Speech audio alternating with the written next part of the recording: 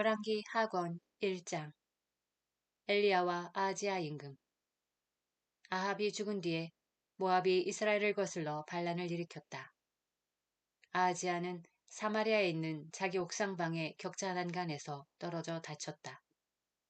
그래서 그는 사자들을 보내며 에크론의 신 바알 즈부백에 가서 내가 이 병에서 회복될 수 있는지 문의해 보아라 하고 일렀다. 그때 주님의 천사가 디스베 사람 엘리야에게 말하였다. 일어나 사마리아 임금의 사자들을 만나 이렇게 전하여라. 이스라엘에는 하느님이 없어서 에크론의 신 바알 즈부백에 문의하러 가느냐. 그러므로 주님이 이렇게 말한다. 너는 내가 올라가 놓은 침상에서 내려오지 못하고 그대로 죽을 것이다. 그리하여 엘리야는 길을 나섰다. 사자들이 돌아오자 임금은 그들에게 왜 벌써 돌아왔느냐 하고 물었다. 그들이 임금에게 대답하였다. 어떤 사람이 저희를 만나러 올라와서 저희에게 그대들을 보낸 임금께 돌아가서 전하여라 하면서 이렇게 말하였습니다. 주님이 이렇게 말한다. 이스라엘에는 하느님이 없어서 에크론의 신 바알즈부백에 문의하러 사람들을 보내느냐. 그러므로 너는 내가 올라가 누운 침상에서 내려오지 못하고 그대로 죽을 것이다. 그러자 임금은 너희를 만나러 올라와서 그런 말을 한 사람이 어떻게 생겼더냐 하고 물었다. 그들이 대답하였다. 몸에는 털이 많고 허리에는 가죽띠를 두른 사람이었습니다. 임금은 틀림없이 디스베 사람 엘리야다 하면서 50인 대장을 부하 신명을 딸려서 엘리야에게 보냈다. 50인 대장이 올라가 보니 엘리야는 마침 산 꼭대기에 앉아 있었다. 그가 엘리야에게 하느님의 사람이시여 임금님께서 내려오시라고 분부하셨습니다. 하자 엘리야는 그 50인 대장에게 이렇게 대답하였다. 내가 하느님의 사람이면 하늘에서 불이 내려와 너와 내 부하 신명을 삼켜버릴 것이다. 그러자 하늘에서 불이 내려와 그와 그의 부하 신명을 삼켜버렸다. 임금은 다시 다른 50인 대장을 부하 신명을 딸려서 엘리야에게 보냈다. 그도 올라가서 엘리야에게 하느님의 사람이시여 임금님께서 빨리 내려오시라고 이르셨습니다. 하자 엘리야는 그들에게 이렇게 대답하였다. 내가 하느님의 사람이면 하늘에서 불이 내려와 너와 내 부하 신명을 삼켜버릴 것이다. 그러자 하늘에서 하느님의 불이 내려와 그와 그의 부하 신명을 삼켜버렸다. 임금은 세 번째 50인 대장을 부하 신명을 딸려서 엘리야에게 보냈다. 이 셋째 50인 대장이 올라가서 엘리야 앞에 나아가 무릎을 꿇고 이렇게 애원하였다. 하느님의 사람이시여 저의 목숨과 당신의 종들인 이 신병의 목숨을 귀하게 여겨주십시오. 하늘에서 불이 내려와 이미 50인 대장 2명과 그들의 부하 신명씩을 삼켜버렸습니다. 그러니 이제 제 목숨을 귀하게 여겨주십시오. 그때 주님의 천사가 엘리야에게 일렀다. 그와 함께 내려가거라. 그리고 그를 두려워하지 마라. 엘리야는 일어나 그와 함께 임금에게 내려갔다. 엘리야가 임금에게 말하였다. 주님께서 이렇게 말씀하셨습니다. 이스라엘에는 뜻을 문의할 하느님이 없어서 에크론의 신 바알즈부백에 문의하러 사자들을 보냈느냐. 그러므로 너는 내가 올라가 누운 침상에서 내려오지 못하고 그대로 죽을 것이다. 엘리야가 전한 주님의 말씀대로 임금이 죽었다. 그에게 아들이 없었으므로 그의 아우 요람이 유다 임금 여호사밧의 아들 여호람 제2년에 그 뒤를 이어 임금이 되었다. 아하지야가 남긴 마지막 행적은 이스라엘 임금들의 실록에 쓰여 있지 않은가. 열왕기 하권 2장. 엘리야가 승천하고 엘리사가 그 뒤를 잇다. 주님께서 엘리야를 회오리 바람에 실어 하늘로 들어 올리실 때였다. 엘리야와 엘리사가 길가를 떠나 걷다가 엘리야가 엘리사에게 말하였다. 너는 여기 남아 있어라. 주님께서 베텔까지 나를 보내셨기 때문이다. 그러나 엘리사는 주님께서 살아계시고 스승님께서 살아계시는 한 저는 결코 스승님을 떠나지 않겠습니다. 하고 말하였다. 그래서 그들은 함께 베텔로 내려갔다. 베텔에 있던 예언자 무리가 엘리사에게 나와서 물었다. 주님께서 오늘 당신의 주인님을 당신에게서 데려가려고 하시는데 알고 계십니까?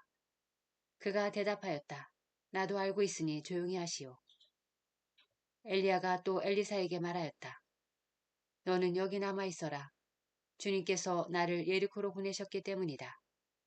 그러나 엘리사는 주님께서 살아계시고 스승님께서 살아계시는 한 저는 결코 스승님을 떠나지 않겠습니다. 하고 말하였다. 그래서 그들은 함께 예리코로 내려갔다. 예리코에 있던 예언자 무리가 엘리사에게 다가와서 물었다. 주님께서 오늘 당신의 주인님을 당신에게서 데려가려고 하시는데 알고 계십니까? 그가 대답하였다. 나도 알고 있으니 조용히 하시오. 엘리야가 또 엘리사에게 말하였다. 너는 여기 남아 있어라. 주님께서 나를 요르단강으로 보내셨기 때문이다. 그러나 엘리사는 주님께서 살아계시고 스승님께서 살아계시는 한 저는 결코 스승님을 떠나지 않겠습니다. 하고 말하였다. 그래서 그 두 사람은 함께 떠났다. 예언자들의 무리 가운데 50명이 그들을 따라갔다. 두 사람이 요르단 강가에 멈추어 서자 그들도 멀찍이 떨어져 멈추어 섰다. 엘리야가 겉옷을 들어 말아가지고 물을 치니 물이 이쪽 저쪽으로 갈라졌다. 그리하여 그 두 사람은 마른 땅을 밟고 강을 건넜다. 강을 건넌 다음 엘리야가 엘리사에게 물었다. 주님께서 나를 너에게서 데려가시기 전에 내가 너에게 해주어야 할 것을 청하여라. 그러자 엘리사가 말하였다. 스승님 영의 두 몫을 받게 해주십시오. 엘리야가 말하였다. 너는 어려운 청을 하는구나. 주님께서 나를 데려가시는 것을 내가 보면 그대로 되겠지만 보지 못하면 그렇게 되지 않을 것이다. 그들이 이야기를 하면서 계속 걸어가는데 갑자기 불병거와 불말이 나타나서 그 두 사람을 갈라놓았다. 그러자 엘리야가 회오리 바람에 실려 하늘로 올라갔다. 엘리사는 그 광경을 보면서 외쳤다. 나의 아버지, 나의 아버지, 이스라엘의 병거이시며 기병이시여. 엘리사는 엘리야가 더 이상 보이지 않자 자기 옷을 움켜쥐고 두 조각으로 찢었다. 엘리사는 엘리야에게서 떨어진 겉옷을 집어들고 되돌아와 요르단 강가에 섰다. 그는 엘리야에게서 떨어진 겉옷을 잡고 강물을 치면서 주 엘리야의 하느님께서는 어디에 계신가 하고 말하였다. 이렇게 엘리사가 강을 건너는데 예리코에서 온 예언자 무리가 멀리서 그를 보고 엘리야의 영이 엘리사에게 내렸구나 하고 말하였다. 그러고 나서 그들은 엘리사를 맞으러 나와 땅에 엎드려 절하고 그에게 말하였다. 여기 당신 종들에게 장정 50명이 있습니다. 이 사람들이 가서 당신의 주인님을 찾게 하십시오. 어쩌면 주님의 영이 그들을 들어다가 어떤 산 위나 어떤 골짜기에 내던졌을지도 모릅니다. 엘리사는 아니 보내지 마시오 하였지만 당황스러울 정도로 그들이 졸라대는 바람에 그럼 보내시오 하고 허락하였다. 그래서 그들이 50명을 보내어 사흘 동안 찾았으나 그를 찾아내지 못하고 예리코에 머물러 있는 엘리사에게 돌아왔다. 엘리사는 그들에게 내가 가지 말라고 하지 않았소 하고 말하였다. 엘리사가 두 가지 기적을 일으키다. 성읍 사람들이 엘리사에게 말하였다. 어르신께서 보시다시피 이 성읍은 좋은 곳에 자리 잡고 있습니다. 그러나 물이 나빠서 이 땅이 생산력을 잃어버렸습니다. 이 말에 엘리사는 새 그릇에 소금을 담아 가져오시오 하고 일렀다. 그들이 소금을 가져오자 엘리사는 물이 나오는 곳에 가서 거기에 소금을 뿌리며 말하였다. 주님께서 이렇게 말씀하신다.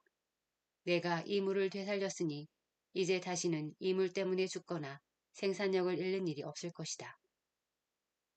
그러자 그 물은 엘리사가 한 말대로 되살아나서 오늘에 이르렀다. 엘리사는 그곳을 떠나 베텔로 올라갔다. 그는 베텔로 가는 도중에 어린아이들이 성읍에서 나와 대머리야 올라가라, 대머리야 올라가라 하며 그를 놀려댔다. 엘리사는 돌아서서 그들을 보며 주님의 이름으로 저주하였다. 그러자 암곰 두 마리가 숲에서 나와 그 아이들 가운데 42명을 찢어 죽였다. 엘리사는 그곳을 떠나 카르멜 산으로 갔다가 사마리아로 돌아갔다.